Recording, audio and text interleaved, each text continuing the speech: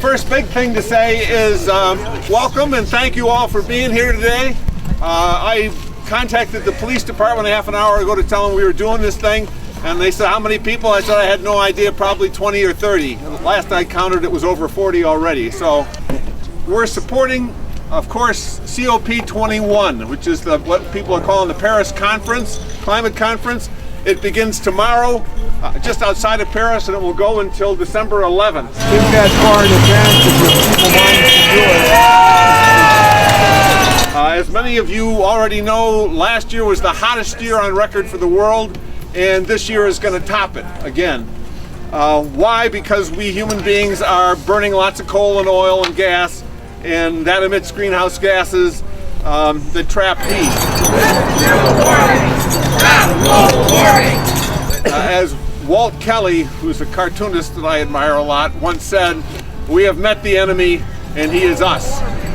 We are causing this. But at the same time, we also know how to stop global warming. As 350.org points out, this is a direct quote from them, we need a climate deal in line with the imperatives of science and justice. One that keeps 80% of fossil fuels in the ground and finances a just transition to 100% renewables by 2050. To do that, hooray! To do that, we need to put a price on carbon. That's what we want to see happen at the Paris Conference, so we can avoid the worst climate catastrophe in human history. We want it now! What do we want? Climate justice! We want it Now! As we in Citizens Climate Lobby are like to say, politicians don't create political will, they respond to political will. And it's up to you and me to show them that we have a political will, that we take action on climate change. This is one last thing to say, and this is from Pope Francis. He said this on Thanksgiving Day in Nairobi, Kenya, about the Paris Conference, a direct quote. It would be sad, and I dare say even catastrophic, were particular interests to prevail over the common good and lead to manipulating information in order to protect their own plans and projects. In this international context, we are confronted with a choice which cannot be ignored, either to improve or to destroy the environment.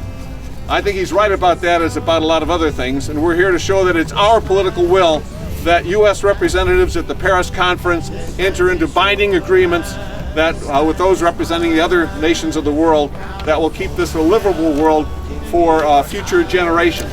And now I'll turn it over to Ned Grossmickle.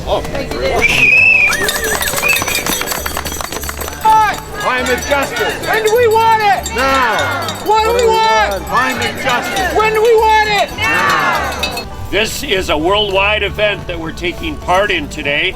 We know that there's going to be a more successful climate conference this time than in Copenhagen 6 years ago. We know that for sure because 54 nations have already completed their national plans. Just those plans alone, not counting the other 100+ countries that are coming, will lower the estimated global average temperature by 2100 from 8.1 Fahrenheit rise in temperature to 6.3.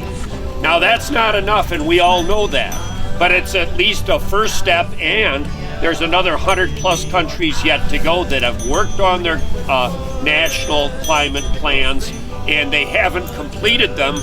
That's what they're going to try to do in the next 10 or 11 days, and so progress will be made.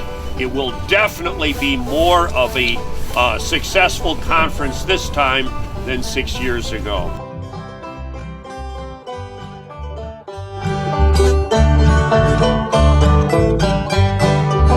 This land is your land, this land is my land. From California to the New York Island, from the Redwood Forest to the Gulf Stream waters, this land was made for you and me.